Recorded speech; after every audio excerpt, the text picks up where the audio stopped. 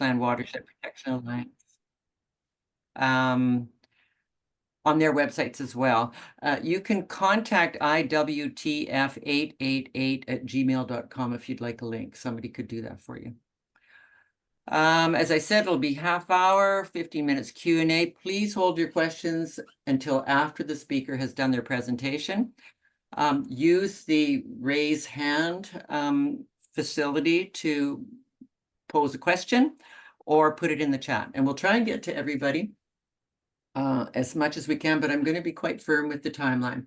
We have an hour and a half with a potential half-hour overrun. So it's now 7:30, so we're hoping to be done by 8:30 with possibly an overrun until 9 o'clock. I hope that works out for everyone. Taryn, maybe you could take it away from there. Hello, everyone. Taryn Scalbania from the Beachland Watershed Protection Alliance and one of the co-founders of the IWTF. And I am very pleased to be here this evening and welcoming two remarkable women. When I first started this journey myself of forestry reform, I realized that it was, in my view, predominantly women, intelligent women, beautiful, educated, hardworking, and very generous with their time. And our ladies both represent this. Another close friend and colleague, Anthony Britniff, has called our first speaker the face of forestry reform of British Columbia. And he says, and a good-looking face at that. And that is Michell Connelly. Michell will be presenting first. She's very dedicated to helping the community voice. She found out early in her career through conservation movements that it is the people, the community, that have the most say. They're the ones that are going to make the changes, force the hand of government, change the legislation. We can't wait for the government to do it. We can't wait for industry to do it. Licensees certainly don't want to do it. And the environmental movement does not have that agenda. So Michell is going to be our first speaker. She founded an organization in Prince George area called Conservation North. And it's a fantastic group. I call it the gold standard of the community organizations in forestry in BC. And you can find their website. I'll put it in the link. So please listen to Michell Connelly. Thank you. Thank you very much. I'm just going to hit share screen and click on my talk here. Can you guys see my slides? Nods? Okay, yes, great. All right, so, and you can still see it now? Great, okay, thank you. So thank you for the introduction, Taryn. I thank you to the Interior Watershed Task Force for inviting me to speak. As Taryn said, I run a group called Conservation North. So I'm going to talk about our approach to defending primary forests in North Central BC. We came together in 2017 as a kitchen table group in Lheidli territory, where I live, Prince George. We started out with a focus on the inland temperate rainforest and on old growth. And in 2020, we broadened our area of concern to all natural or primary forests in North Central and Northern BC. The main reason for that being that everything is in trouble now in the face of the bioeconomy that can use a wider variety of species and ages of natural forest. And of course, a desperate forest sector. So when we say science informed, some of us have backgrounds in biology and ecology, which helps us interpret some of the information about forests that comes our way. But it is not a prerequisite for having a group that weighs in on forestry. We're all volunteers. So we run on donations and grants, and we're not a charity, so we don't have a CRA number. We wanted the ability to lobby and advocate as much as we wanted without any restrictions on what we can do or say. And we were concerned that having charity status would impinge upon that. So we never pursued it. We are about protecting our kin, other life forms. This is what motivates us to keep them in the world and to make sure their populations are healthy. And not just wildlife, of course, but fish, lichens, plants. We know that wildlife are experiencing unprecedented declines in BC and globally. And this is because of habitat loss. When we think about the best habitat for species that use forested ecosystems, that would be the places that have been in development for the longest time, that haven't been degraded by industrial activity, that have the greatest complexity. So these are the primary forests. We use the Convention on Biological Diversity definition of a primary forest, which is simply a forest that has never been logged and has developed following natural disturbances like beetle outbreaks, fire, diseases, pathogens, and under natural processes, regardless of its age. So when you think of BC, all our old growth is primary forest, but not all our primary forest is old. Primary forest can have recently experienced, fire, for example. Still a primary forest if it hasn't been logged.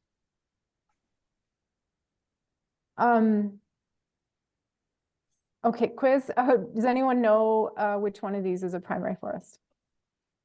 It's kind of a trick question. All four of them, yeah. Okay, so yeah, Evelyn said all four of them. That's correct. These are all primary forests because they have never been logged.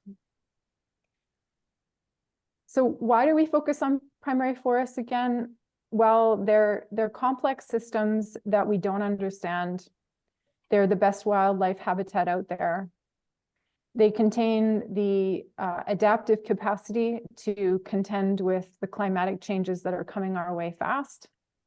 So in that way, they have like an inherent intelligence in a sense. Humans don't know how to recreate or reassemble them once they've been disassembled. We don't even know if it's possible.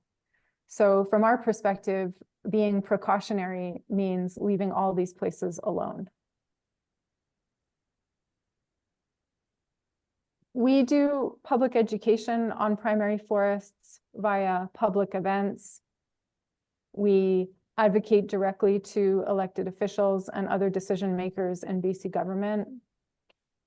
We occasionally provide informal technical support like mapping to grassroots members of First Nations, for example, but occasionally at the government level as well. First Nations governments, that is. I'm going to talk about a few things that I think have enabled us to be somewhat successful, if that's the right word. So I think a strong community group needs a clearly articulated vision. What do you want the future to look like? So for us, we want a future where the variety and abundance of BC's native species and the natural communities they comprise are healthy, secure, and valued by all. That's the statement on our website. And we have a clear demand.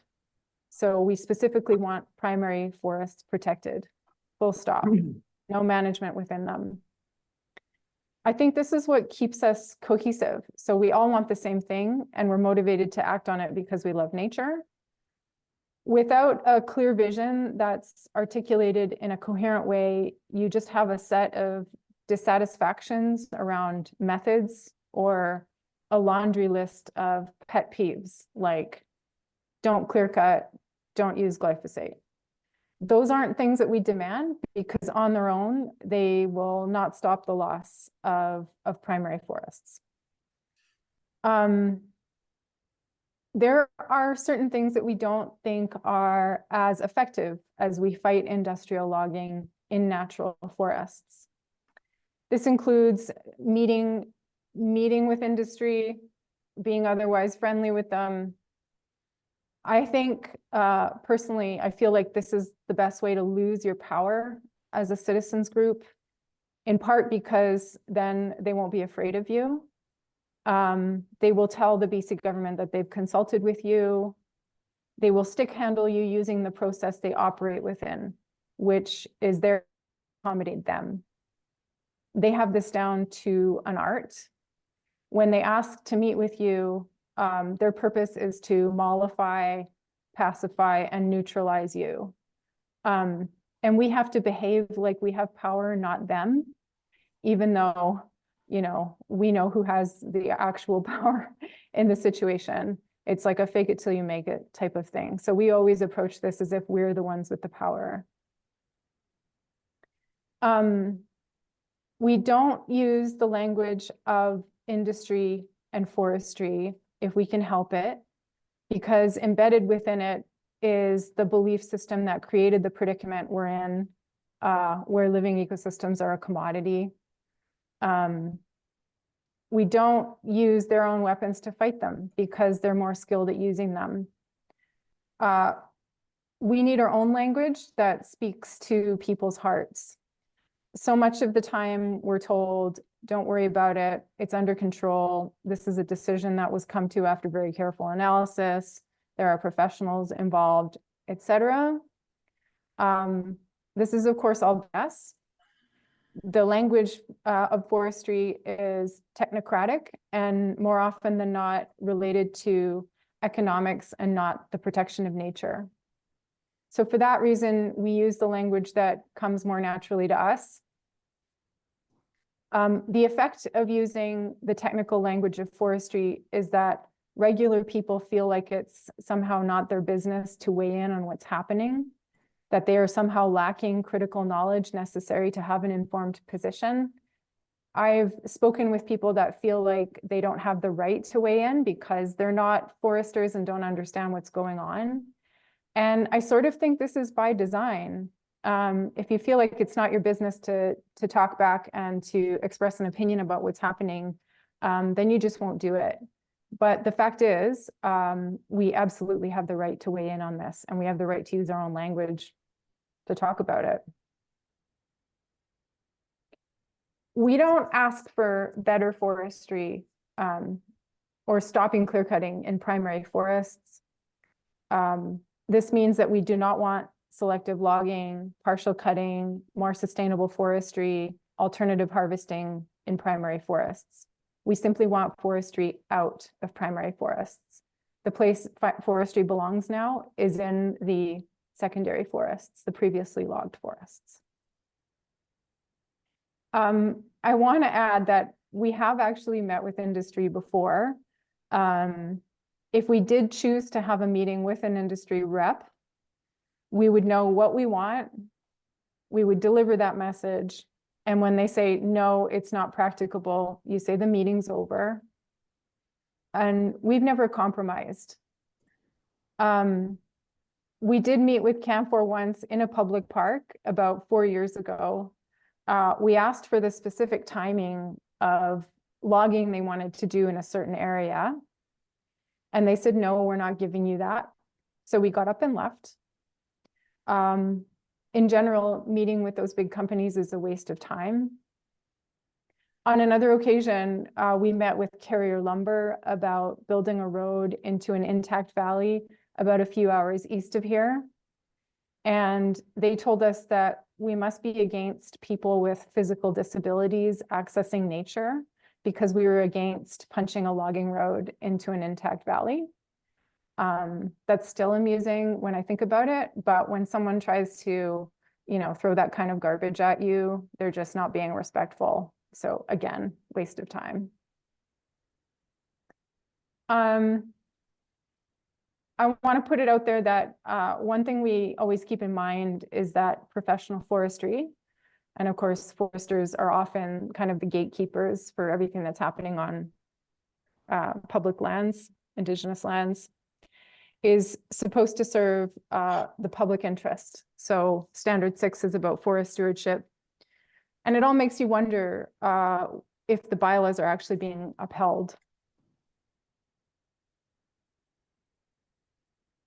This is a map of non-legal old growth management areas in the Prince George Forest District.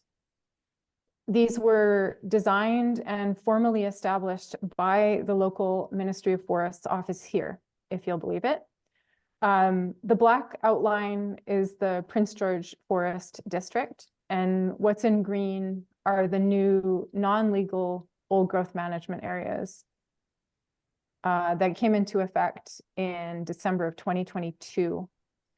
So these areas are the result of 5 years of making a public stink and by making a formal complaint to the Forest Practices Board in 2019. So they did an investigation in 2020 and found that the biodiversity order was out of date. So the biodiversity order is the document that sort of sets the standards around industrial logging in the Prince George TSA, in the entire TSA.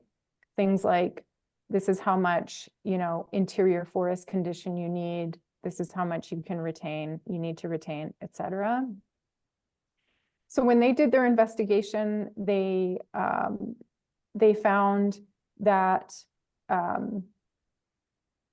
the biodiversity order was out of date, for one, so it wasn't adequate to protect biodiversity, and that the activities of licensees were basically pushing wildlife to the brink. So the Forest Practices Board report made a recommendation of setting aside habitat, primary forest, mostly old growth, in reserves.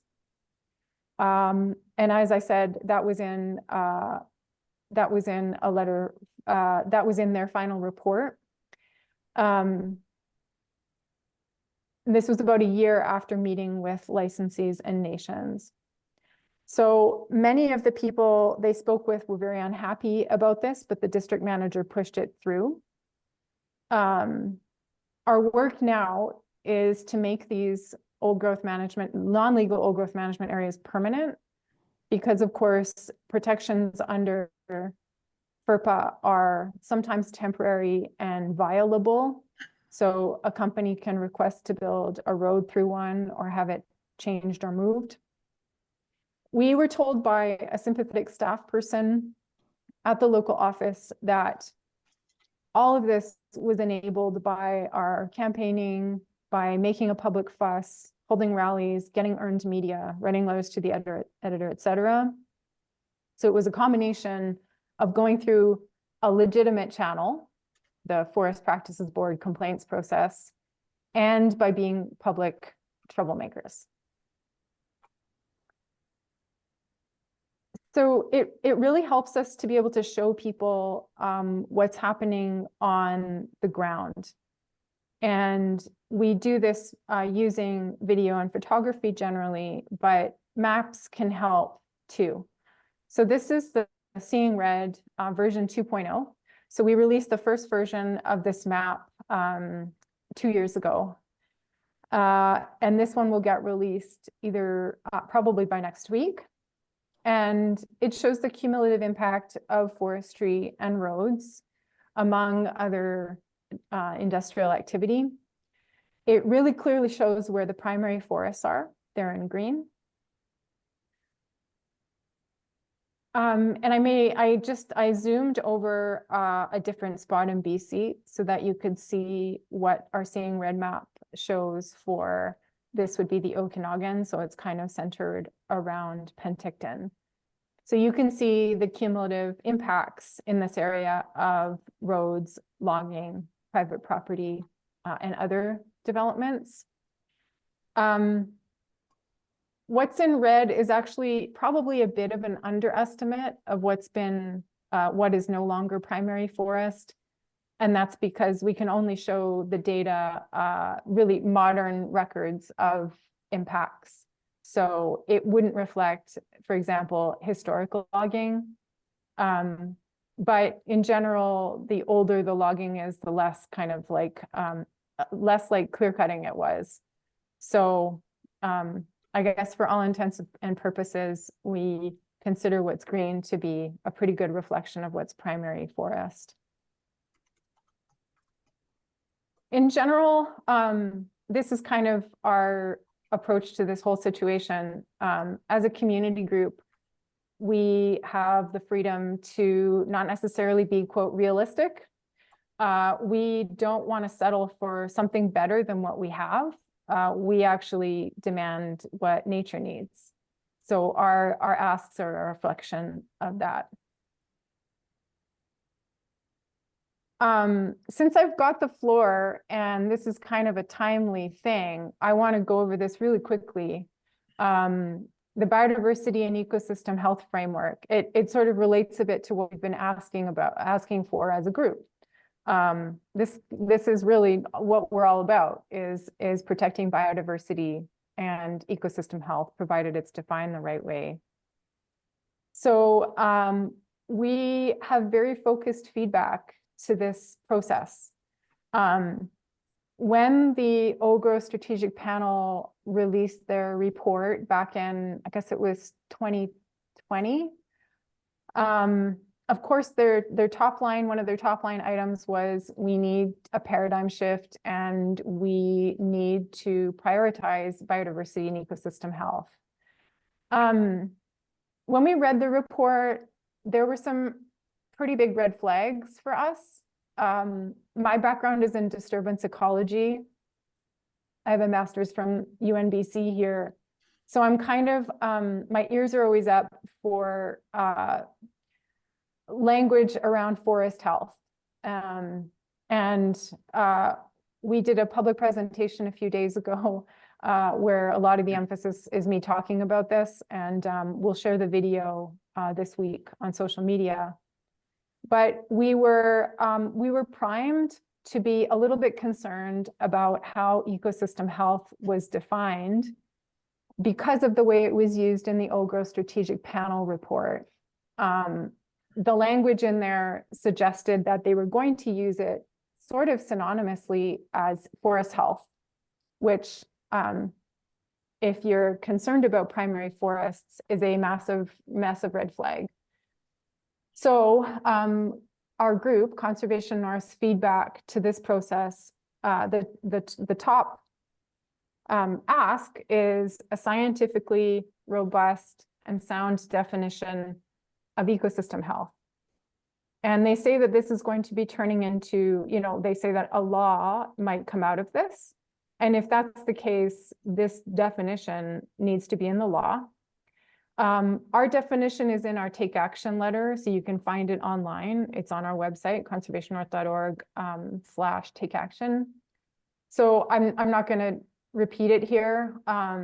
It's because there's so much to look out for in something like this. It makes the most sense if you actually read it yourself on your own time instead of me reading it out here. But we think this should be quite stringent. Secondly, we don't want ecosystem-based management in primary forests. Better management belongs in secondary forests. So from my reading of some of the things I'm reading coming out of other groups, I guess that sets us apart a little bit, because we're not okay with any kind of industrial management or roads in primary forests whatsoever.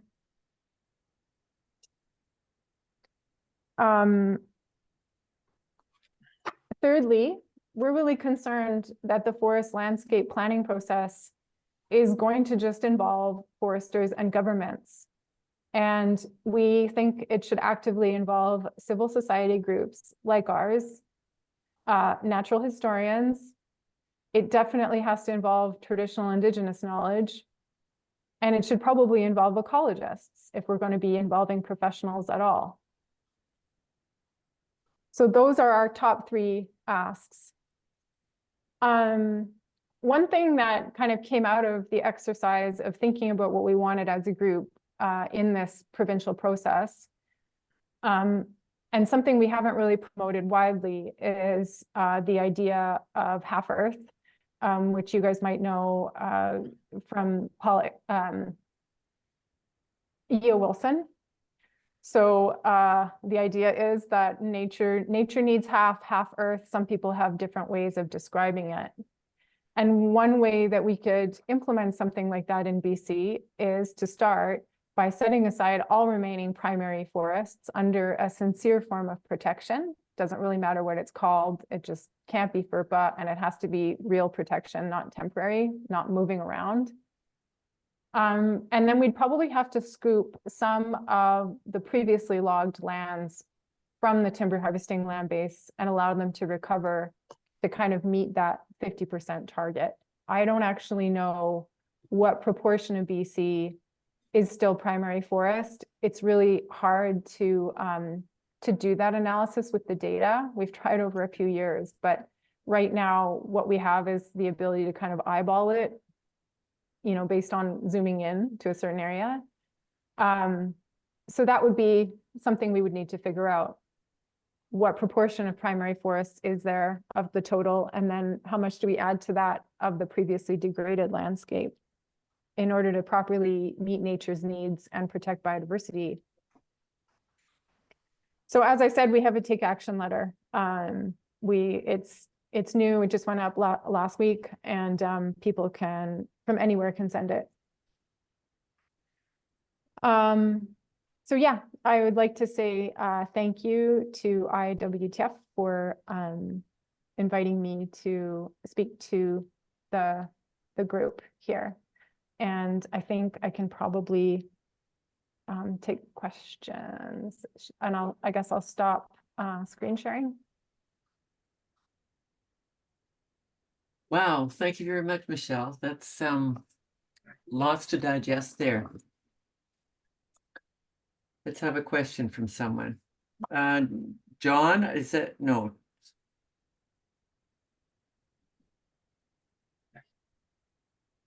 I actually have a question while people are thinking about this. Your organization looks incredibly organized, so I'm just wondering what resources you people have at hand to help you with the work that you're doing. You obviously have a website. You spoke about mapping, the red earth thing. That's something new for me. I don't know what that is. Can you explain that a bit? Sure. So yeah, we're very, very lucky because we to start with, you know, we had, all of us kind of had a familiarity with what was happening. We had, you know, some of us have been involved in work in, you know, quote, natural resources for quite a few years. So for example, I knew of a guy that was pretty skilled with mapping. So we went to him to create our Seeing Red map. You know, most of us really like spending time in the bush, spending time on the land. We have a couple photographers in our core group, which really helps us because, of course, we can, you know, all the photographs that you saw in the presentation I just did were taken by them. So we're very lucky to have people that can take high quality photographs, and you know, in a culture that's just so visually based, it's quite useful. So yeah, we started out very small, right? Like we established the group in 2017, and like I said, we were a kitchen table group.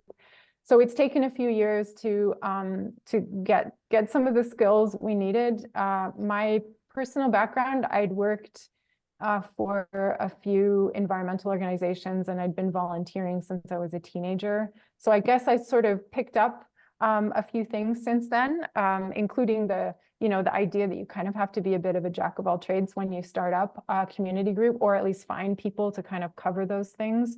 So it's some things we were lucky enough to have just with the people we had when we started, and other things we had to learn. So that's kind of that's developed over the 6 years that we've been doing our thing. Thank you. It's an amazing thing what you're doing. It's really wonderful. Taryn, did you have a question? Yes, quick question. Ability and value in following your mission statement. Can other community groups all over BC either copy, mimic, or add your mission statement to theirs? And would there be value in that we have a more cohesive mission across the province? Would you care if we copied? People can pilfer, steal, rip off, borrow our mission, our vision, anything they want. Yeah, I would love it if people did that. And yeah, I feel like that's actually maybe one of the weaknesses of maybe some of the grassroots groups, is that we all have different asks, right? And this is just what we decided was appropriate for our region. I'd be surprised if biodiversity was doing much better in other parts of BC. So perhaps this is an appropriate thing to be applying in other places. Yes, or saying out loud. June Ross. You're muted, June. June, can you unmute your phone? There.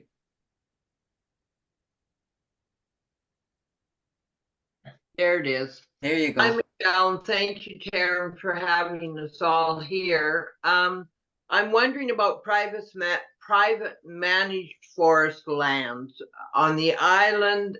All of our watersheds from the Malahat up to Campbell River are private managed forest lands, which means they're owned by forest companies.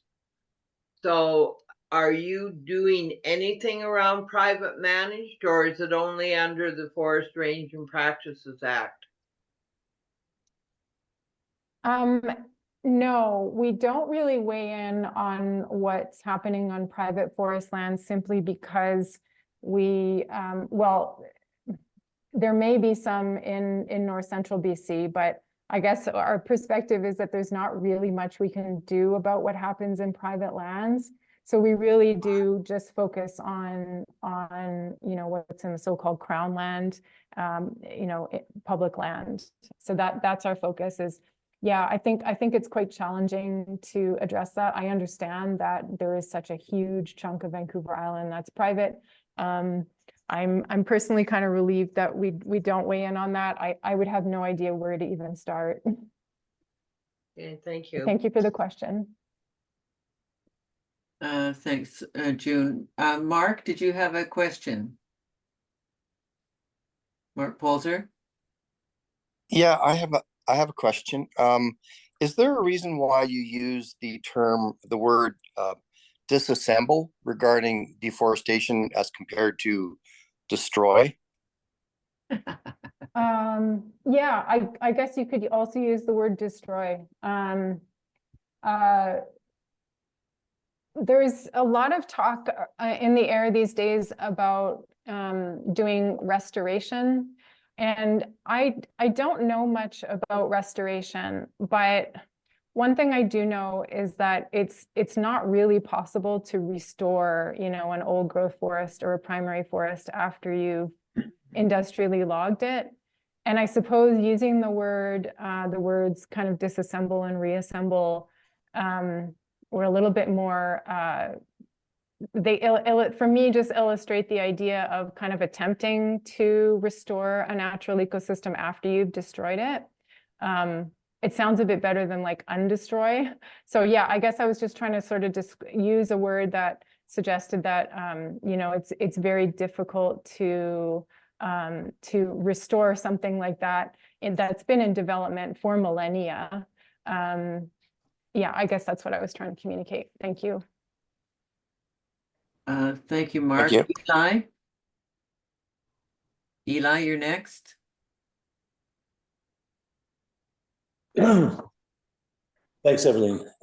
Michelle, my question is about other forests. I mean, you've talked mostly about saving primary forests.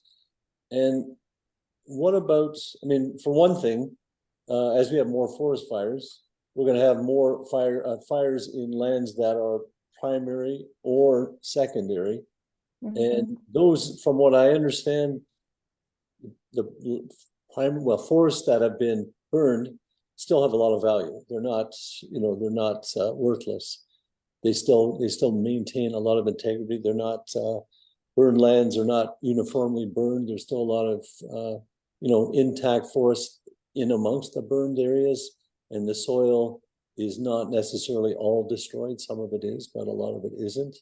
And I'm just concerned, especially in a time when we're seeing more fires, that it's going to be another excuse to do more logging. So is that an issue that your group has looked at or is talking about? Yes, this happens to be my very favorite topic. The idea of like just the eagerness with which industrial forestry goes after naturally disturbed landscapes. So yeah, I would suggest watching. So we're going to post on our social media the recording of a talk that I gave on last Friday, about this very topic. This is the problem of forest health. It's coming from both directions, right? So we're hearing now from industry and government, language around like, well, we have to get in there and manage so that there is no fire. And then of course, after a fire happens, it's like, well, we better get in there and go get the trees or else it's a big waste and we need to replant it.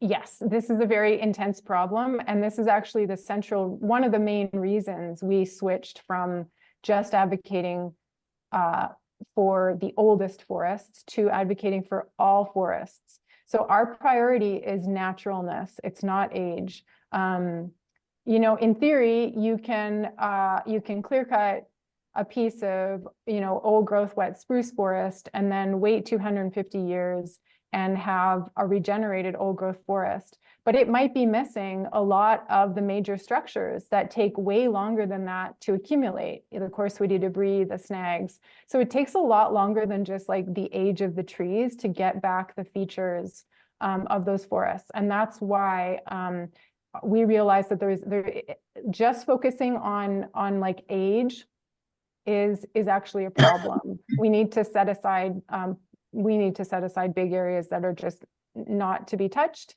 and we let natural processes proceed in those areas, including fire, including insect outbreaks, all of that. So yeah, we are definitely seeing that, and that, like, when I think about what the next 20 years of my life is going to look like, it's probably going to be teaching people about the value of forests that have had a natural disturbance like fire and insects, because like you said, they are very important to keep around. Natural forests that go through those things are very important to keep standing. Thank you, Michelle. We've got time for 2 more questions. Make that 3 if it'll be fast here. Okay, Larkin, you go ahead. Oh, Evelyn, can I just say we've had questions in the chat box. I see them there. That's why I'm yeah. saying, yeah. So ahead, Sarah Newton's and Matt C's. Yeah. Yeah, okay, I can take those. Yeah, so Sarah, our interactions with Indigenous nations. So what we've found is that the key is putting our message out there. We care about nature, we care about natural ecosystems and natural communities.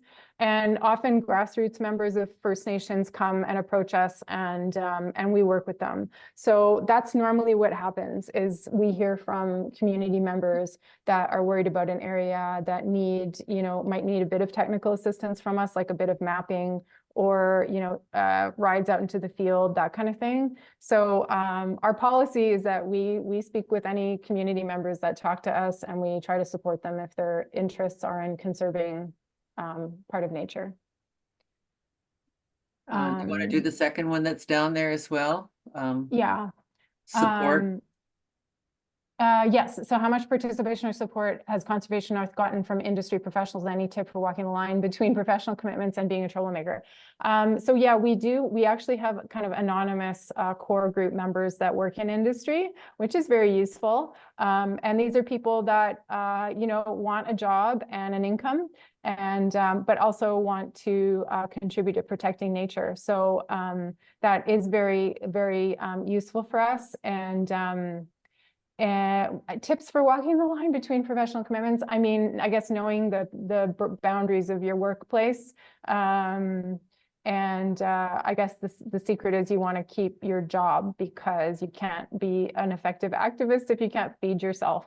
That's yeah, that's where I would go with that. Yeah, are there any other? I think that's it. Okay, I'll come. There's one more there, but Jackie, I'd like you to ask your question, please. Yeah, okay, thanks a lot. I want to say that I'm impressed and excited by the the pinpointed nature of your radical vision. And I understand why that's important for you in terms of holding your group together. But I wanted to say a little bit more about relations with Indigenous communities, because you're talking about Crown land, which is really another word for unceded Indigenous land. And so your vision would be, it to be realized is not just about local relationship building. It would be it would be fighting to get the provincial government to actually designate all primary forests as untouchable and left alone. And my question is, what would you then say about the right of Indigenous people to make decisions in relation to that? And I don't know what's happened, but we just lost Zoom. No, yeah. somebody's screen sharing there. It's was it Dora Stewart, has by accidentally, if somebody can get a hold of Dora, I'll phone her. Michelle, can you continue with the Anyway, answer to the Michelle, is question? my question clear enough? Yeah, thank you. It's very clear. Yeah, so we work with some First Nations governments as well. We work with the Simk First Nation to try and protect the Rosh Valley. We're working with the Clately, with a counselor with the Clately about the Walker. So I hear you. These are unceded lands.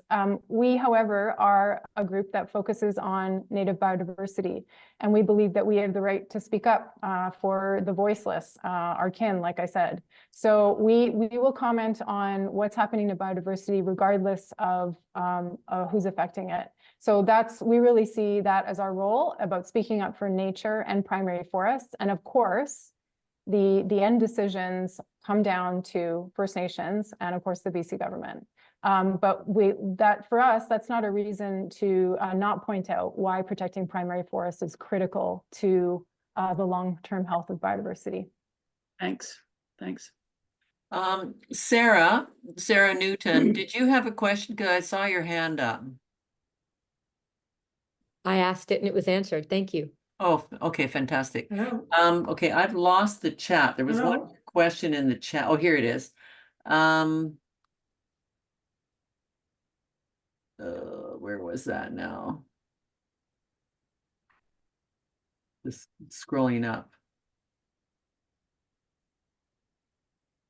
Oh. Corporate capture dominates political structures, labor, communities, and social media. How can this be dealt with? This is from Douglas Goop.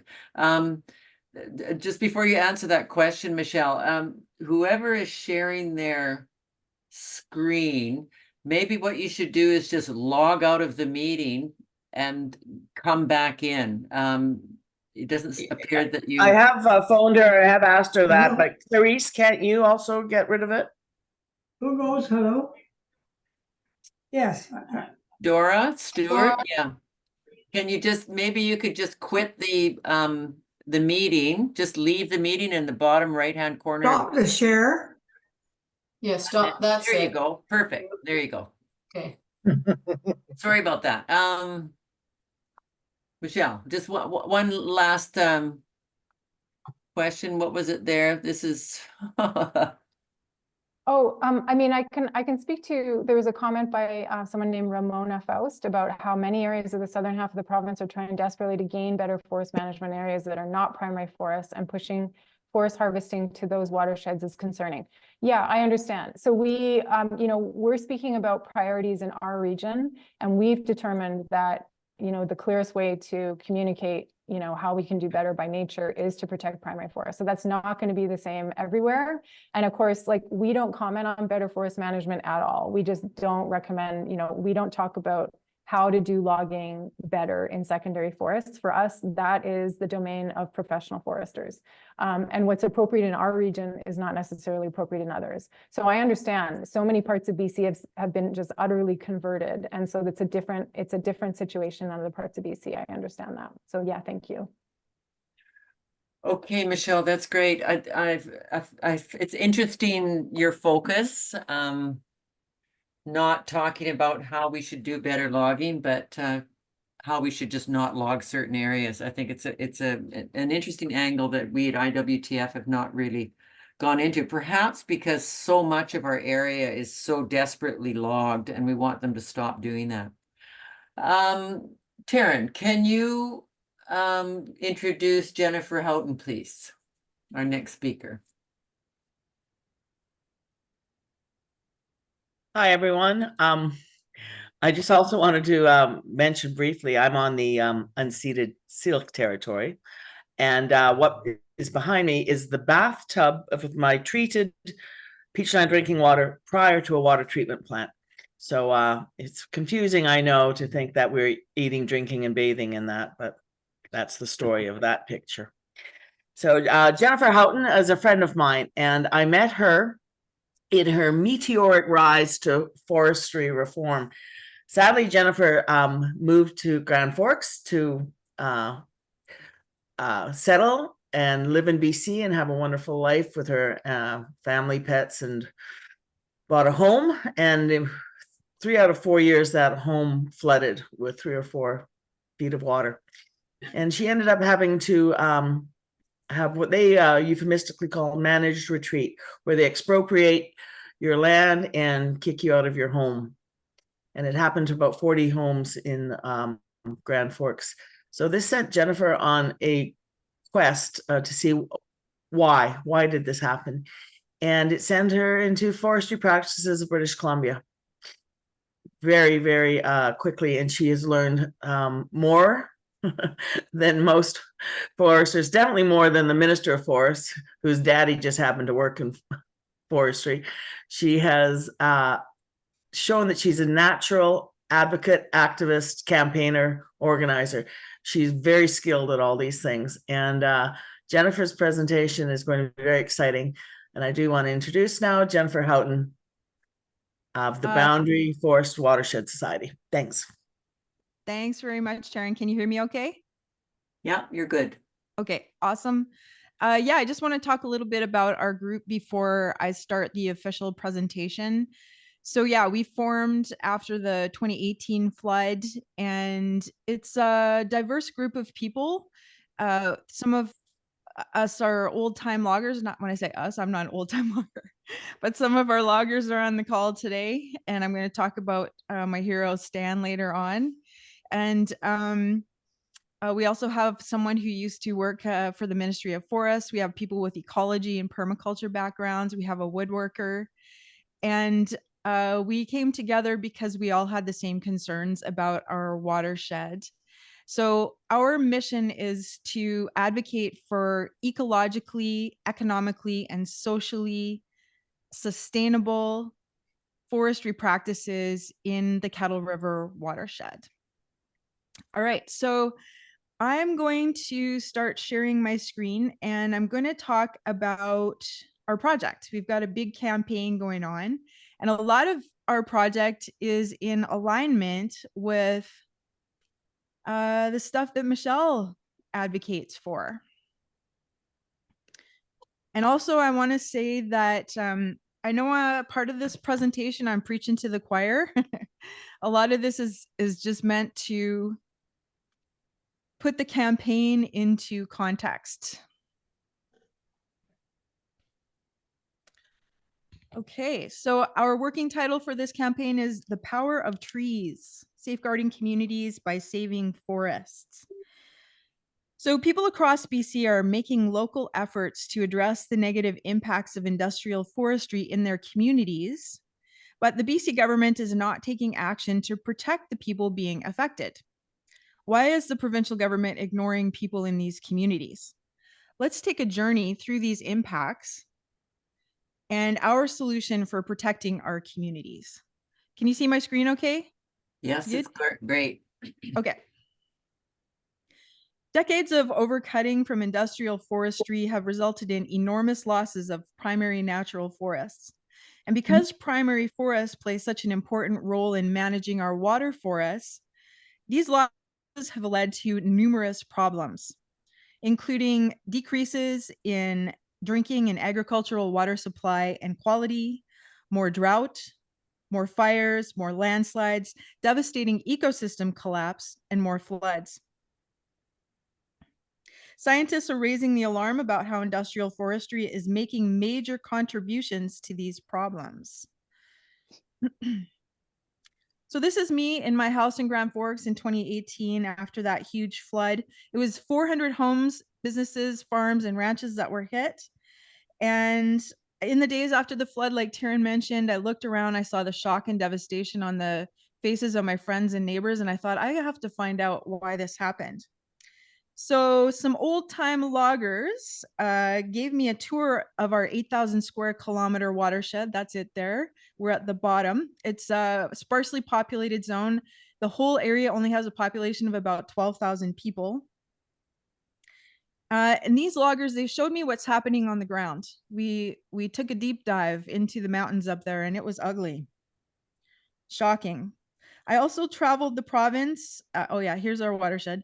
I also traveled the province and talked to scientists, people like ecologists and biologists, and also hydrologists, people who study how water and landscape are related to each other. And one of the things I discovered is that industrial logging is causing serious problems, not only in our watershed, but across the province. And anyone who's flown over the province has seen it, these bare patches where primary forests used to be. This is the northern part of our watershed. So in their desire to take large volumes of fiber off the land, big forest companies are clear cutting extremely large areas as quickly as they can. Whoops. And they're also logging in ecologically sensitive areas like beside streams and lakes, and relogging stands before they're mature. So this animated map of our watershed, the Kettle River watershed, which is mostly mountains on public land, shows the clear-cut logging that's been done there between 1965 and 2020. Every one of those yellow, orange, or red blobs is a clear cut. And you don't have to be a scientist to understand that if you take that many trees off the mountains, there's going to be flooding. If you do want to see the science, we wrote a 170-page report on our watershed, and it can be accessed on our website at boundaryforest.org. I'll say that again later. It's boundaryforest.org.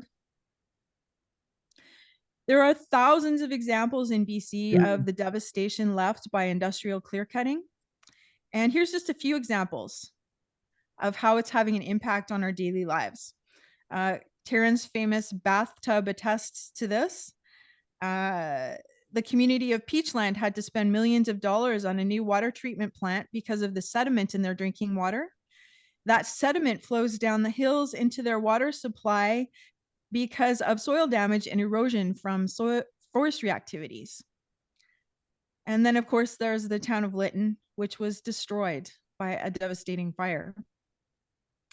Overall, the number of fires in rural areas in BC has been on the increase, but not only from climate change, like the government is pointing at climate change as the problem, the cause of everything, but it's from the loss of primary forests that manage our water for us. Farmers and ranchers are being hit hard by drought, and it's costing millions of dollars. Here's another thing that I discovered in my travels. There are over 100 grassroots groups who, along with numerous Indigenous groups, are working to address the negative impacts of forestry in their communities. Many of them, not all, but many are based in the interior, in small towns and rural communities, areas that are hundreds of miles away from the decision makers in Victoria. And most of all, they're people who've been directly impacted by industrial forestry. These are people who are well educated on the effects of forest management. I know some of you are here today. They understand how ecosystems work, and they know the wildlife in their regions because they spend a lot of time in the forests. And besides these groups, there's also thousands of other individuals who have the same concerns. Here's another thing I discovered along the way. We can do logging differently. This is Stan Swinarchuk. He's a member of our group, and he's been logging, fishing, and hunting in our watershed for over 50 years. He's done logging the industrial way, and over the decades, he's seen dramatic decreases in the wildlife in our region. He knows that animals have lost their habitat and food because of clear cutting. Stan has also done logging in ways that respect nature's needs and don't cause the problems that clear cutting does. Here he is in our watershed with our other logger, Wayne Tiblus, checking out an old growth tree.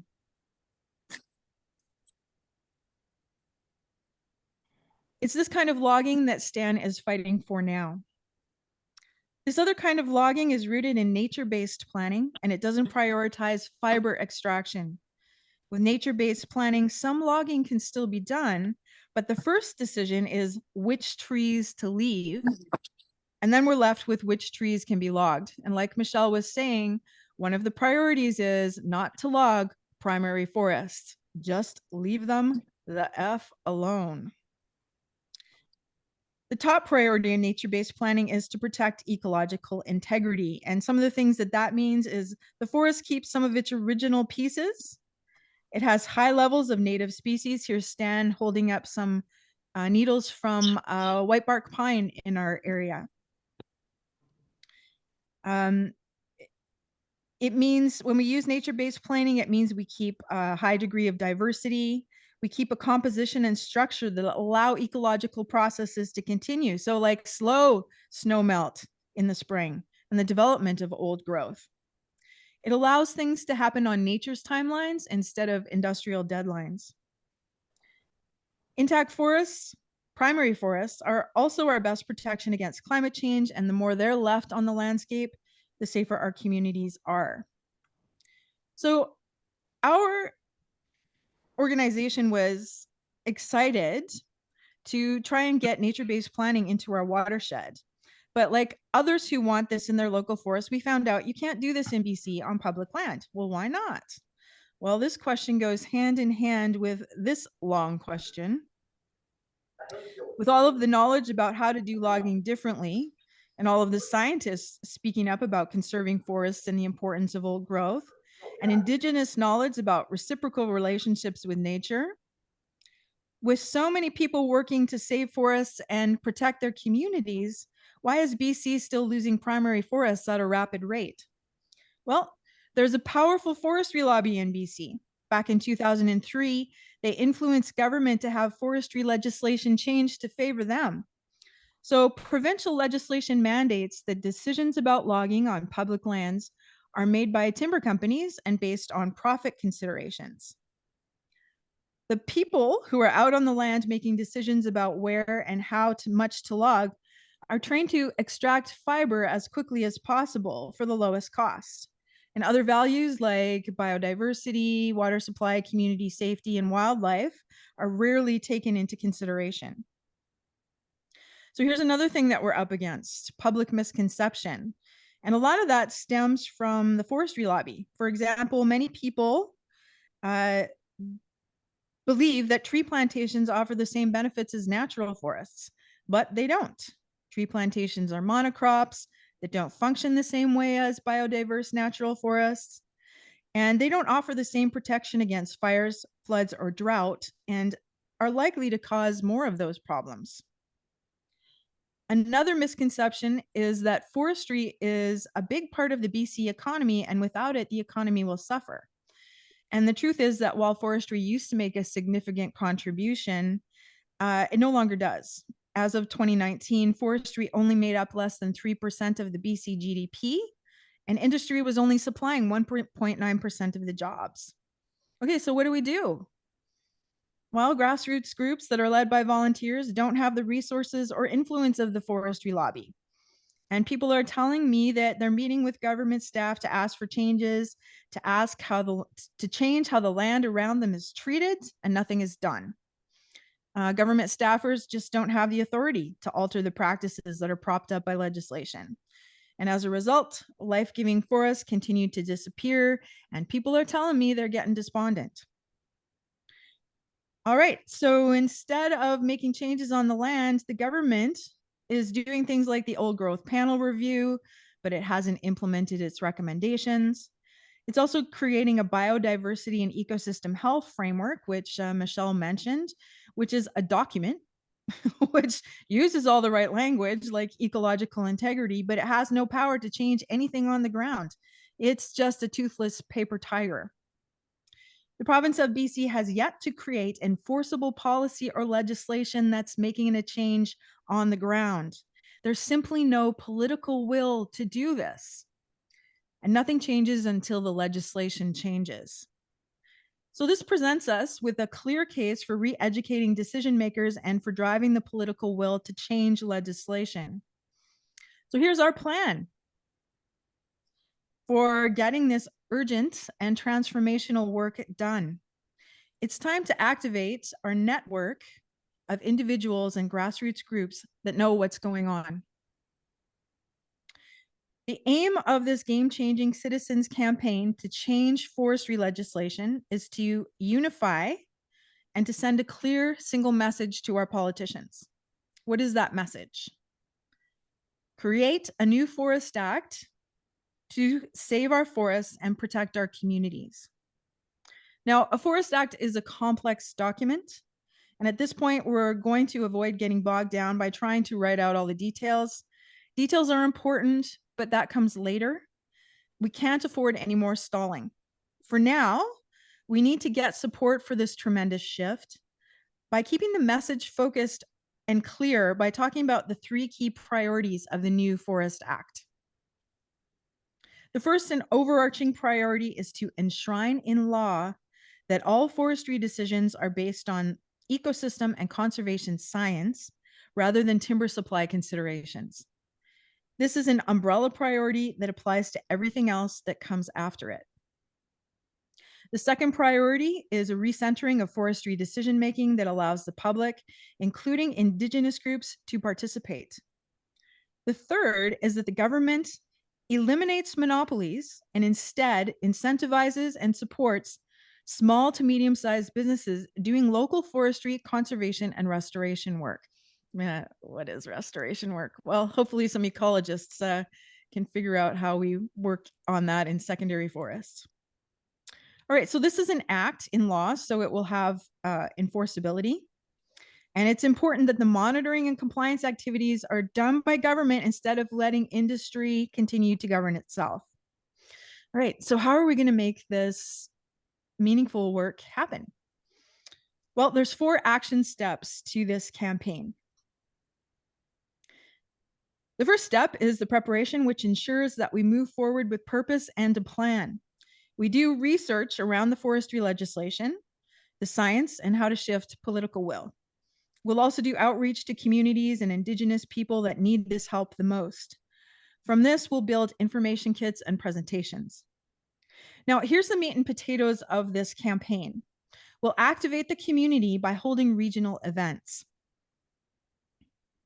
We'll take this right to the people where they live and are feeling the impacts. So we'll invite and involve local and Indigenous groups to collaborate on organizing and hosting the event in their region. And at each event, we hold presentations to rally and motivate people.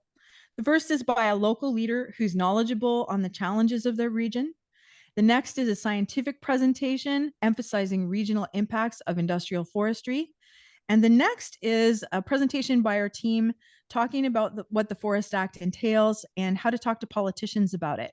And then at those events, we'll share the information kits, which contain facts and information to present to politicians. I was told by a politician, give us the facts and information to help convince us.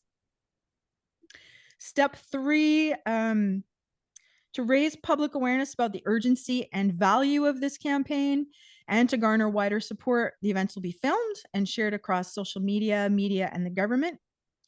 Step 4, we create reports for funders, government, and the public so the impacts and outcomes of this transformational campaign continue to build momentum. Now, step 5 isn't officially part of this campaign, but it's something that we have to think about as we go along. Who is the politician who will commit to their community by helping to draft the act and propose it in the legislature? So this campaign has a unique value.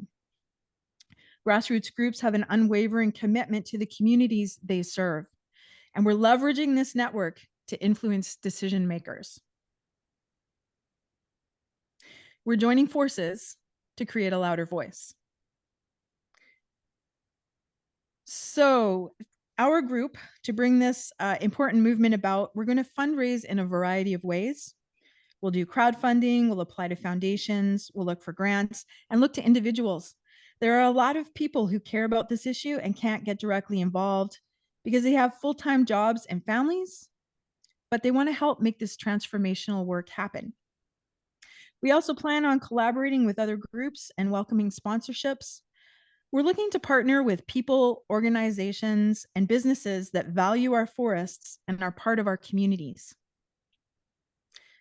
We've done a detailed budget, and we're seeking $218,000 to lead this vital campaign so that people unite to drive politicians to create a new Forest Act so that BC forests and communities are protected. You can't see the whole picture here. These little fierce guys, their sign says, "We love forests."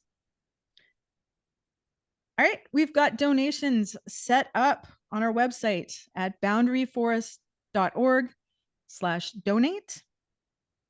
And there's a QR code on the screen. You can take a picture of that and that'll take you straight to our website, I hope. QR codes are like beyond my capability. I think that's the way it works. We especially love e-transfers because then we don't have to pay the PayPal fees. And our email is boundaryforest@gmail.com. All right. Thank you for listening. And if you're here, you're probably already making a contribution to making this a better world. We'd love to hear your questions and your impressions. And we'd also love for you to join us. Thank you very much, Jennifer. That was encouraging, enlivening. Wonderful. Does anybody have any questions? Yes, go ahead, Taryn. You're muted, yeah. Jennifer, do you and the volunteers at the Boundary Forest Watershed Alliance still need directors for your board? Are you still looking for directors? Because this would be a good group to lobby. Oh, yeah. We have a fantastic group of people on our board. At the same time, we could use some people with different skills, lots of different kinds of skill sets that we need. Fresh energy would be great. You know what would be great would be students. That would be fantastic, or people of any age, really, just to bring us fresh energy, new skill sets. I have a wish list of things that we need. If anybody's curious, you can email us at boundaryforest@gmail.com and I'll send you our wish list. We would love not only board members, but also members. So our memberships are $20 a year. Right now on our website, I don't think we have our membership application form, but I'm going to put that up there tomorrow. So you can join us even if you don't want to become a board member. And if you join us, we could always use help in whatever skill set you have to offer. I have a question. Go ahead, Clarice. Hey, Jennifer, what is the $218,000 for? Like, what is that going to cover the money that you've come up that you're suggesting you need? Yeah, so I'm glad you asked that. Anybody who's interested in investing, as what you feel is a substantial amount of money, we'll absolutely send you the detailed budgets, but I'll summarize it. So it's going to cover obviously travel and accommodation for a member of our team. It's going to cover giving a payment to the scientific speakers at each event, and as well as their travel. It's going to cover the cost for renting facilities, providing a stipend to the groups that are helping us. It'll pay, we don't have employees, we don't have staff, but it'll pay a contractor to manage this, to be the project manager. It'll pay for an admin assistant. It also includes money for advisors on contracts. So we might pay, for example, someone to help us with the legislation, doing the research on the legislation. We might pay an advisor to help us with government relations. So that sums it up. Does that I'm stuttering. It's okay. There's a lot of different people that have to get involved in those local community meetings you're talking about. There's a fair bit of behind the scenes work that has to get that so it actually happens, right?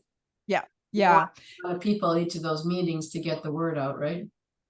Absolutely. like I said, the meat and potatoes of this is getting groups involved, and there's preparation work to do in order to make that happen. And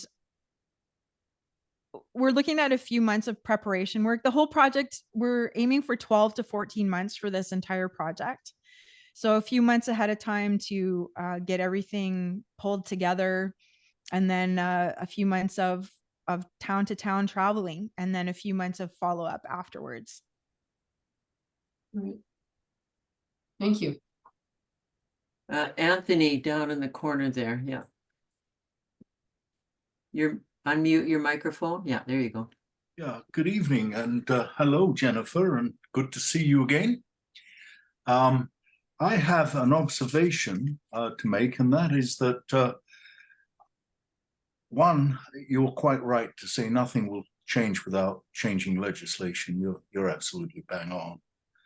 But one of the most important acts that came out in one of the big changes that we saw in legislation, which was 1976, which saw what was then the new Forest and Range Act at that time, was also the Ministry of Forest and Range Act. I don't know if that one's escaped you, but in that act, which is still in effect today, the government lays out the purpose and priorities of the Forest Ministry. And that is the overarching one under which the other acts are subordinate, so to speak. So maybe you've looked at that, but if you haven't, take a good look at that one. And you know, history supports you in terms of nothing changes without a change in legislation. I mean, you just have to go back to 1976, which was one of the biggest organizational and structural changes, both in forestry and organization for the Ministry of Forests. And that was brought in just like that. Every act was changed, in fact. Then, you know, the ministry tried different things like the 1990-91 old growth strategy. Why did that fail? Because it wasn't supported by legislation at all. The 1993 protected areas strategy. Why did that fail? Because it wasn't supported by legislation and ended up with 50% of the areas being protected above in the Alpine. Again, we look at the deferral process. That, you know, I'm sorry to say, will fail. In fact, is failing, as I read the news, because it's not supported in legislation. And one could go on and on with legislation. So I encourage you to keep going on this one, because this is the way things will change. It's the only way. Thank you so much, Anthony, for that comment. I need to talk to you. I need to, even before we officially launch the project, some research is in order around legislation. And, you know, for brevity's sake, for clear messaging's sake, I'm using the term Forest Act. Is that necessarily the legislation that's required? That's what the research and the advisors are required for here. Yeah, well, that's probably good, but I think you do need to say that encompasses all the forestry acts. That expression, yeah. Oh, okay, thanks. Yeah. Thanks for that. Definitely need to chat with you. Oh, well, that'll be a pleasure anytime. There was a question there, Evelyn, from Casey. Yeah, I'm just scrolling through it. Casey, are you still online? Maybe you Oh, can. he has it on the chat box. Yes, I just asked if you were going to be using accounting practices to collect and disperse the funds. Can you tell me, is accounting practices like an official term? What do you mean by that? Not really. I mean, are you going to track where the money comes from and where it goes? And are you going to be able to show that if anybody asks down the road? Yeah, absolutely. So we are a registered nonprofit society. We have a treasurer. In 2020, we had a grant from Patagonia for $20,000 US. And of course, we had to track that using similar methods. And we also fundraised about $5,000 in addition to that 20.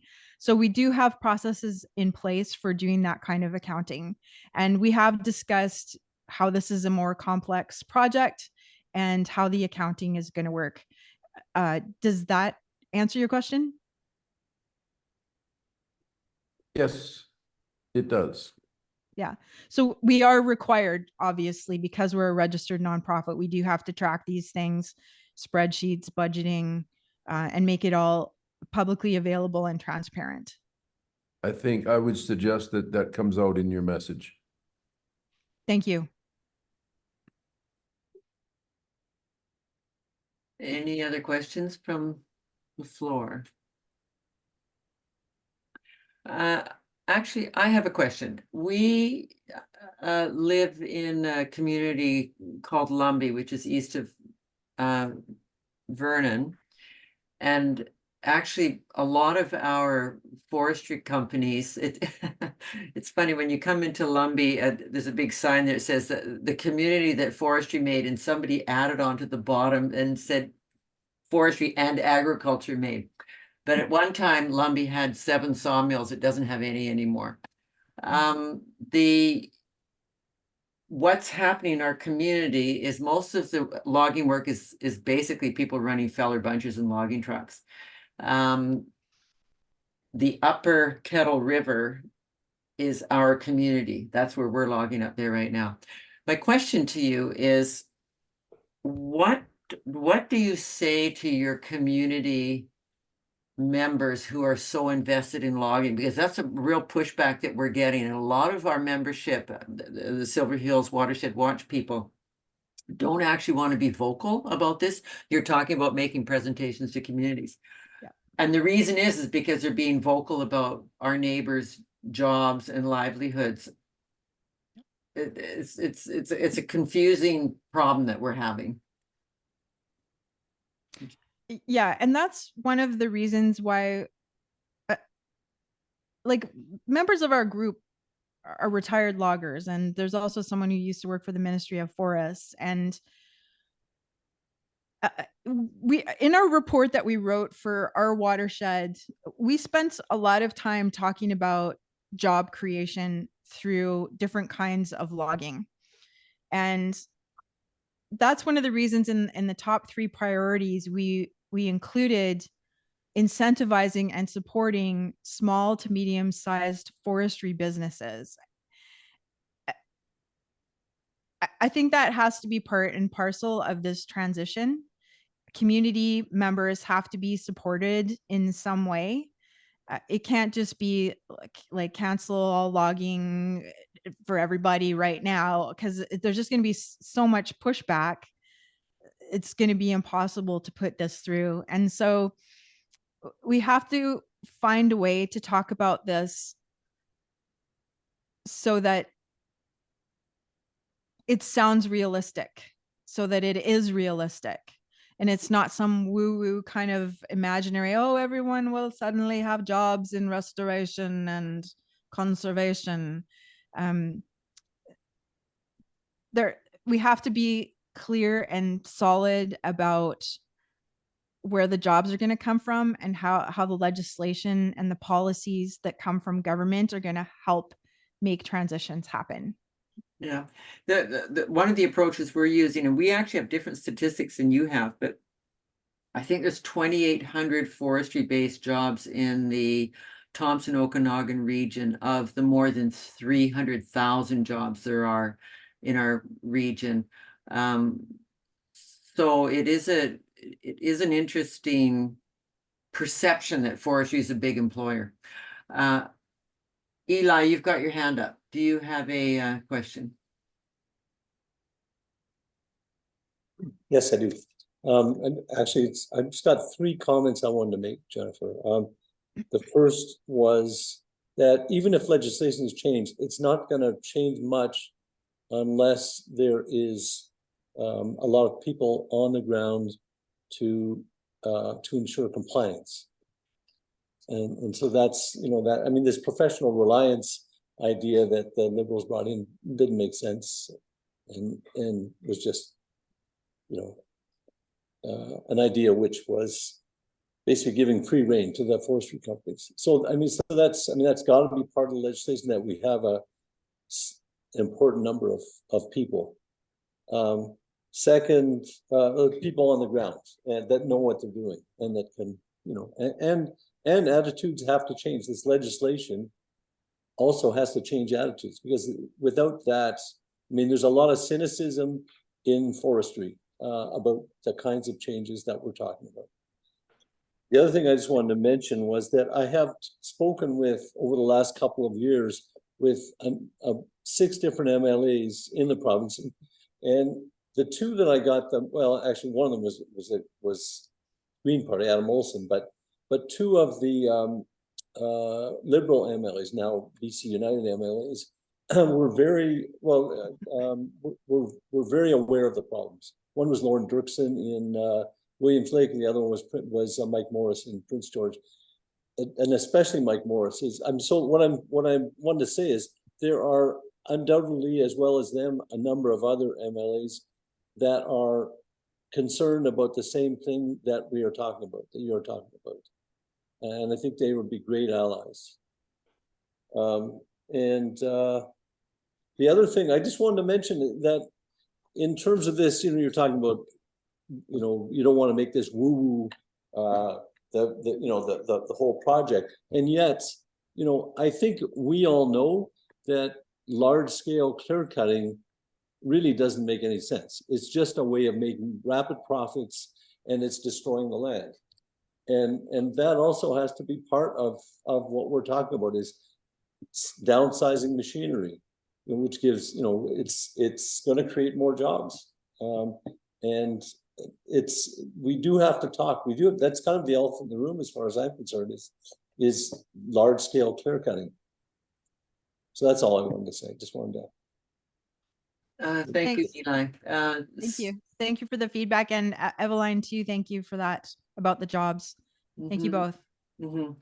Sarah Newton, did you have a question? Yeah, and I was just gonna thank you both. And Jennifer, I just was curious, how is, maybe it's cumulative impact is gonna be the solution, but I'm working at a Revelstoke, and we've done a lot of the same kind of stuff: education, lobbying, on the ground blockades, highway blockades, and that was after decades of government and industry meetings, and they just, like Michelle said, they don't go anywhere. And I feel like the only thing is, on top of all the education, is massive province-wide protests, and they've tapered out, and I think we need to get those back into the game. And I also wanted to say that when we do a lot of our education, we, in the same breath of save old growth or primary forest or habitat conservation, we're saying a just transition for industry workers, because this pitting of one group against the other is what everybody wants. So we just spend a lot of time educating people on how we are all the losers, some sooner than others. But just that we're going to run out of forest at some point. We might as well stop now while there's a little left. And we did a lot of work on the just transition for industry. And I also feel like we have no species I know we have no Species at Risk Act in BC, and that's a very tangible thing that needs to be brought up over again and over again. People don't realize we have no Species at Risk Act. If we had that, we'd be protecting more land. And I think it'd be really great when we're pushing for stuff. Suzanne Smart's course at UBC, I found out, is an elective. So I feel like foresters really must be in the dark about a lot of the stuff we're talking about. And that's something I'd like to see. And yeah, so thanks. And I hope it's a cumulative impact of, we're just going to keep educating and working together. Thanks. Thank you, Sarah. And I think some of the comments are bringing home the point that the events in each region have to be tailored to the region. we have a common message, but each region has different impacts and different emphasis. Different histories of what's happened already. Yeah. I think we're hearing that. June Ross on Vancouver Island. Yeah, hi Jennifer, and thank you so much, and nice to see you again.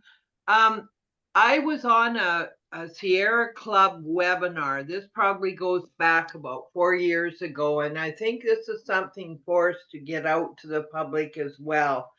Biodiversity. They had a biologist on, and they had taken a team of people out into a first growth forest, and they went up to the top of the trees and they collected some 800,000 specimens. Out of that 800,000, I think the figure was about 160,000 of those specimens had never been seen before. So, you know, I think when we start to hit the public, we have to talk those kinds of issues as well. Anyway, that I just wanted to pass that along because it really hit me hard between the eyes, as a matter of fact.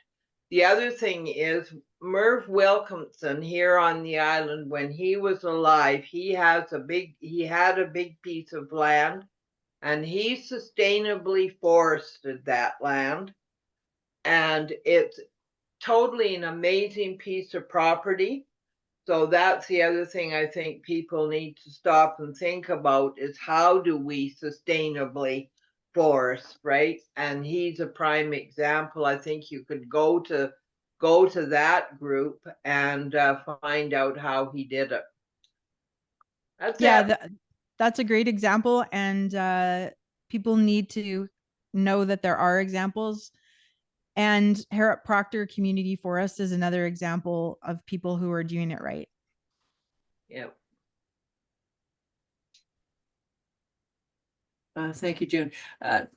Just a quick comment. I represented the professional agrologists during the Professional Reliance Action period back in the early 2000s. And this speaks to something that Michelle said earlier about foresters. There was a bylaw number 2 says that they had to honor the public trust. The public trust was a big conversation that we had. Biologists and agrologists felt that we needed to save the guppies, and the foresters and the engineers figured we needed to save the jobs. I think that sort of speaks to where foresters are coming from, and it's something that we should all keep in mind. It's not that they're not being educated, it's just that they have a different focus of what the public trust is. Are there anybody else have a few comments or another question? France had his hand up. Go ahead. France's iPhone there. Is it Tony? It's Tony, yeah. Yeah, Tony. You're muted. Yeah. You're muted, Tony.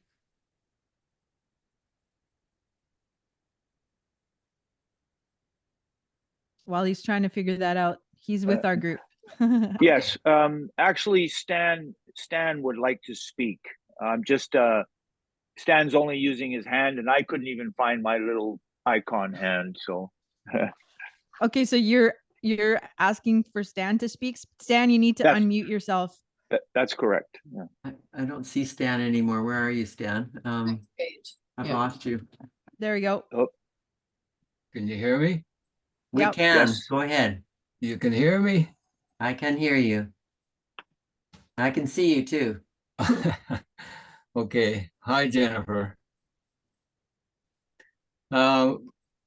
Speaking about jobs, I've been thinking on this for quite a while, and the jobs that we will lose by not logging, there'll be 5 more jobs on the same situation. So as I been going around in the Kettle River watershed, I see that there's a lot of old culverts and a lot of old wooden ones. And a lot of them not maintained.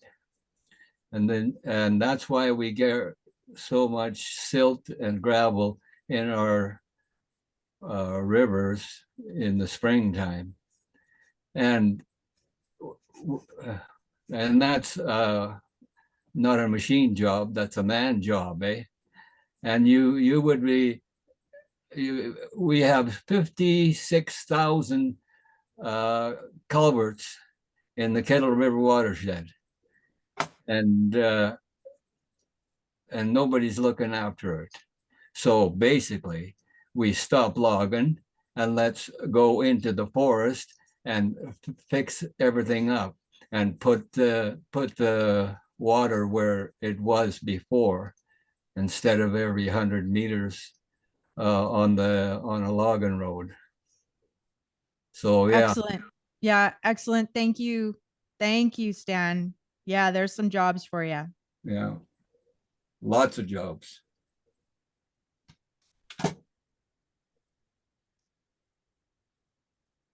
There's a question there from KL Coach. He asked it to Michelle, but it's relevant to Jennifer, and I just posted it on the chat box. Do you see your group being able to access the $1 billion fund announced by the government? I'm not sure what that is. Does anyone, maybe KL Code, you can describe what that is?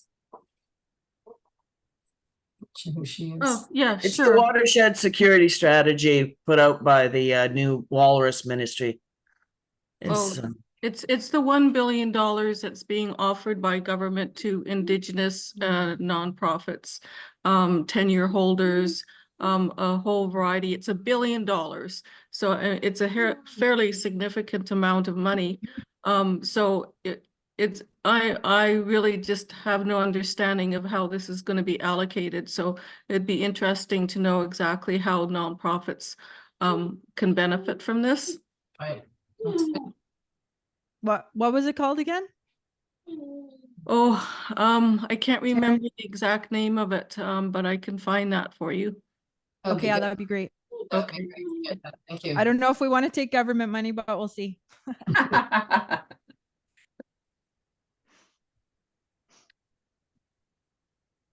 Well, can somebody see if they can look that up? Because it'd be interesting to know for what that is. The Watershed Restoration Fund, I think, has just been up to $100 million. We met with our MLA a couple of weeks ago, and I think that's what she said, and it had just been increased too. So this is obviously different money for different purpose.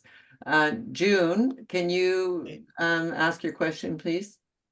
Yeah, Jennifer, I just want to let you know as well, Yubo, which is a small town where there used to be a mill on Vancouver Island, they had gone to the Environmental Law Clinic over the Forestry Acts and asked them to do an analysis. And what they have found is that, and I can sure send you the document that I got from Yubo, that due diligence has not been done by the forest companies. So that's another issue that we sure should be pushing on, I think, as well. Yeah, please send that to me. Thank you. Yep. Yeah, I just read in the paper in Vernon that the Forest Practices Board is doing an audit of Tolko, and Tolko is one of our major licensees. So I'm hoping that they'll show up some of this stuff. Something that's interesting about Forest Practices Board information is that if they do find someone at fault, someone who is aggrieved in the terminology of the FPB, those people are allowed to respond, and often the reports are adjusted in accordance with those responses. And unfortunately, the public doesn't have access to those. It's just something you should be aware of when an FPB report comes out. Mike Anderson, I think you had your hand up at one point. Did you have something that you wanted to offer or ask a question about? Yeah, a couple of things. I am a forester. I know a lot of foresters that aren't necessarily about the bottom line. And foresters is not so much maintaining jobs that they're really worried about. It was maintaining those mill jobs, because the way we do forestry right now is not making jobs. it's making, you know, we're buying bigger equipment all the time, so we're reducing jobs really.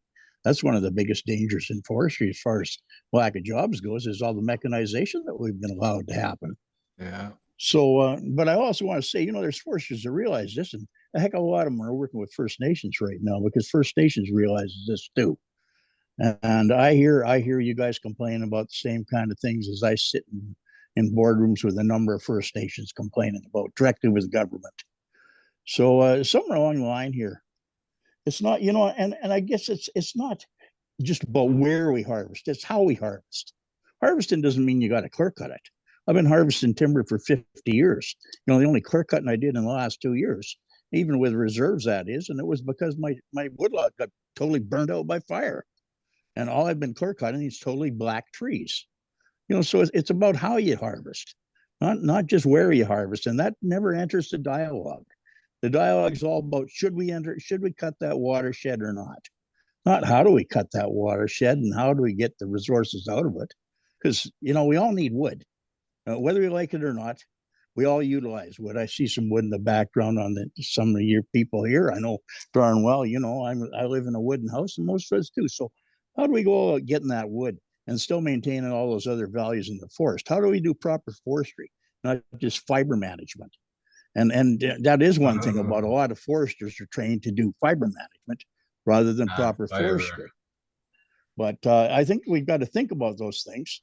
And I look at this group, I've got the same darn issues as you have. But if you really want to get somewhere, start taking a look at it. We've got the Declaration on the Rights of Indigenous People Act now, which says that, you know, they have to manage in conjunction with First Nations. Essentially, they have to get free, prior, and informed consent. And I know from working with First Nations for more than 25 years that they're pretty cognizant of a lot of the issues you're talking about, a lot of the issues here at this table. You know, water is more important than trees in a lot of ways. You know, the understory is just as important as the trees. The biodiversity is a more important factor than fiber. You know, those kinds of things. First Nations understand that, and it might take a while for them to come around because they've been under the influence of industry to some extent, because that's the only partner that's been put in front of them. But I suggest you kind of start poking around there and take a look at what your First Nations think about and how DRIPA can maybe fit into this. Because I think if we were to co-manage along with First Nations, we'd end up with a much better result than we do co-managing along with industry, which is what we've been doing. That's kind of what I got to say about it. Thanks, Mike. Thank you. Thanks for that. Yeah.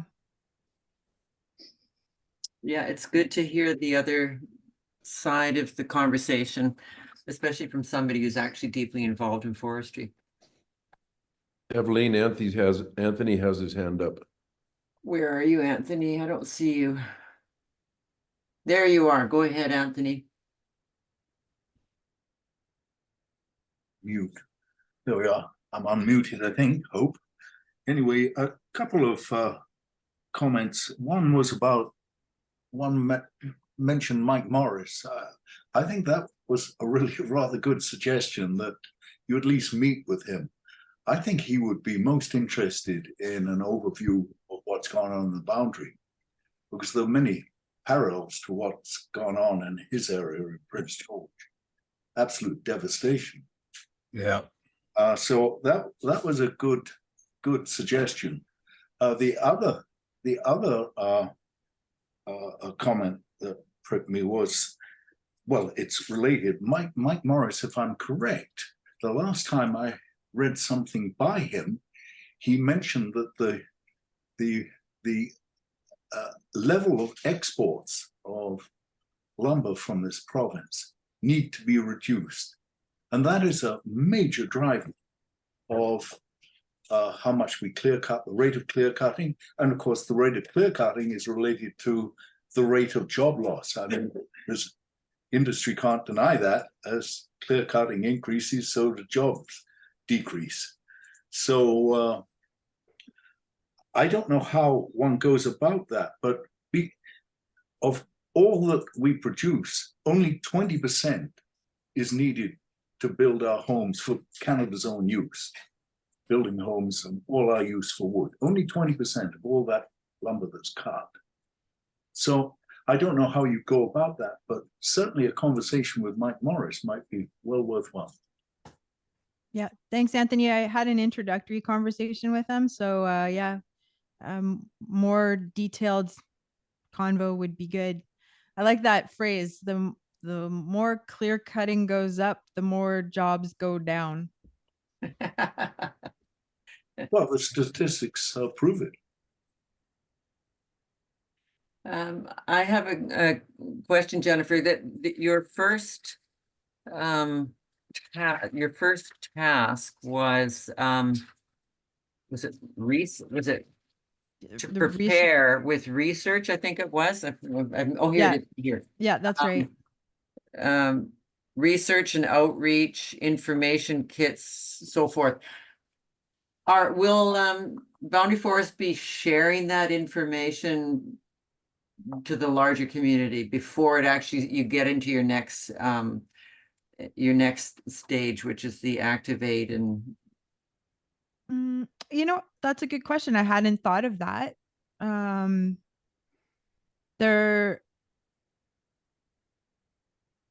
Before we hold the events, what were you thinking?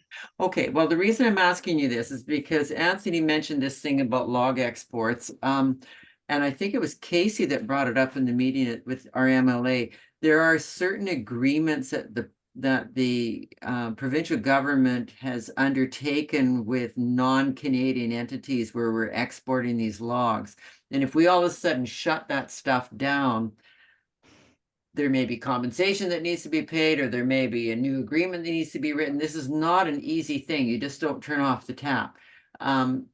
If you were to find something out about that, that would be pretty helpful to the larger community, because it would give us a sort of a better real framework and from which to make statements, right? I need to just interject here. I was referring to lumber exports, not to raw log exports. I'm sorry, Anthony, I misquoted you. I did hear you say lumber exports. I don't know anything about lumber exports, but I had heard this about the log exports. So this is something that may be relevant. Yeah, so is it Eveline or Eveline? Eveline. Eveline, what you're suggesting is before we hit the road and hold the events, that we push out some information to everybody who is involved or who might be involved, so that there's some preparation on their parts as well. So information gathering is happening and information sharing is happening the whole way. So everybody's coming to the table informed. Yeah. Yeah, it's important. I can't remember whether it was you or Michelle that said this, but there's so many of us, so many different organizations. It's really helpful to have a singular message that is based on fact and science, is really what it boils down to. Taryn, I see a hand. Yeah, it's just on that point again. I would like both Michelle, Jennifer, and anyone else who wanted to weigh in on that fact of why are we sort of anticipating the worst case scenario from licensees. I really resent the fact that they think that we're going to reimburse them somehow for maybe timber that might grow in the future. And just because they've done improvements on their 10 years, which is a mill that they've shut down 40 years ago, you know, we need to save the province for forest and biodiversity and not really focus on even opening up the door an inch, a crack, you know, to pay back licensees or buy our own land back. And I really am outraged when First Nations have to buy back their own land on the coast, you know, to take it back from Weyerhaeuser or West Fraser or Teal Jones. It's you know, so I'd like a unified message on this. You know, stop me if I'm wrong, but I think I don't want to go there and even open the door to that.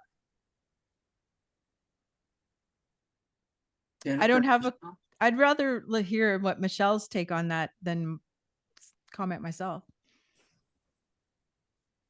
So you're wondering Taryn, about just how I think about the idea of compensating licensees Yeah. for IPCAs. Yeah, I mean, I think someone asked a question about where the money should be going. I think inevitably some of the money will be probably going to compensating licensees for nations that protect their land. Unfortunately, it's unfortunate that they have to do that, of course, but I mean, I think that we probably need to reconfigure the tenure system in order to address a lot of these issues. Of course, Herb Hammond's been talking about this for ages. And yeah, I think that's like probably a really big thing to do. It's a morass, but yeah, it is pretty ridiculous that communities have to pay companies to have their own land back. But then again, you know, I guess the question is, where would that money be going? If it's supporting workers who are laid off, I think that's maybe a reasonable destination for those funds, but maybe not, you know, bigwig corporation type guys as much.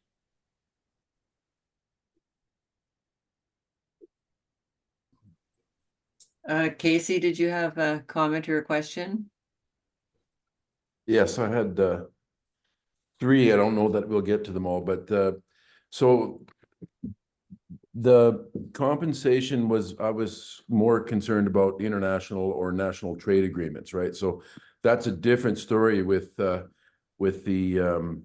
tenure holders. So basically, Evelyn, you just mentioned that the FPB is doing an audit on Tolko, and I have some friends.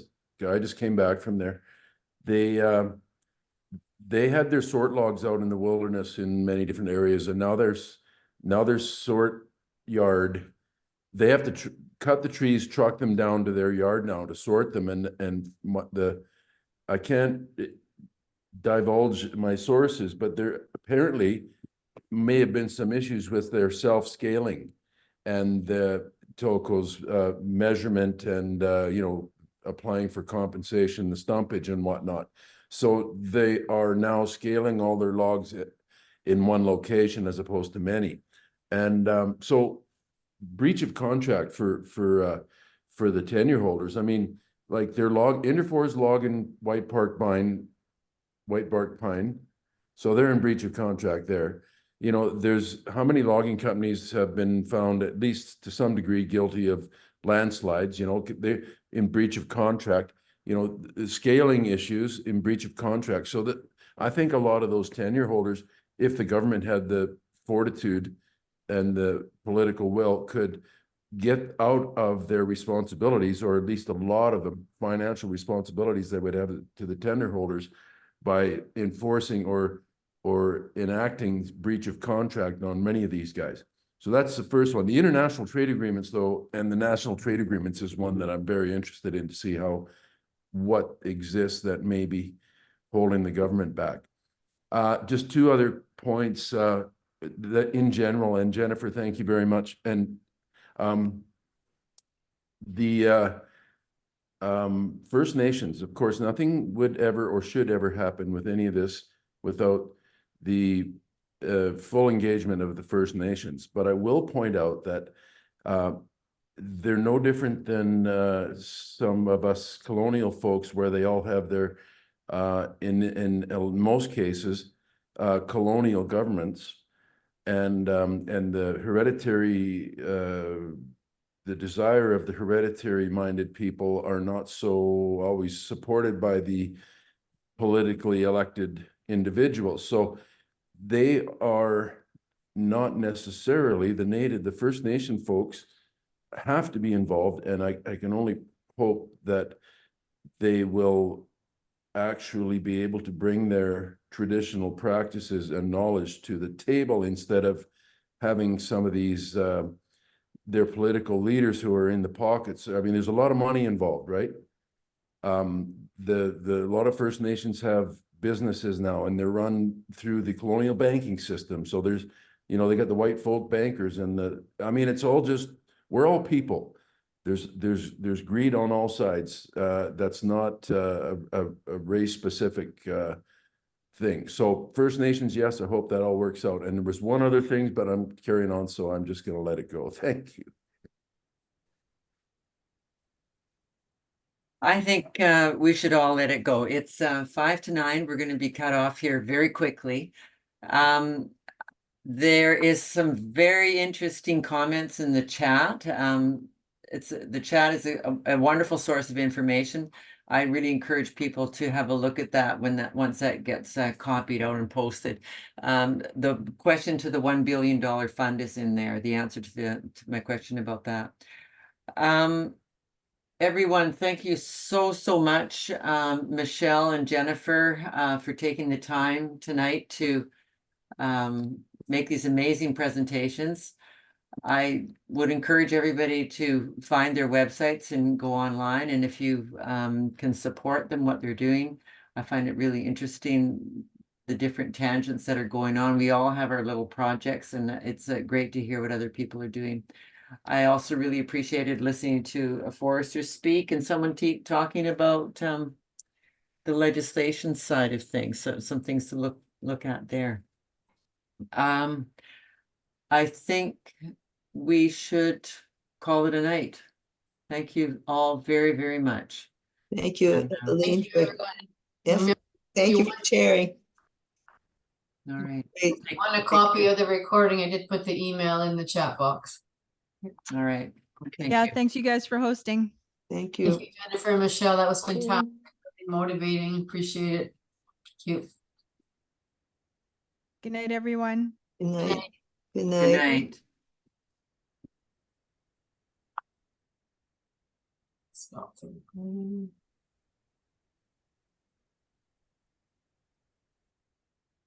Clarice, Yes, I made a copy of the chat box.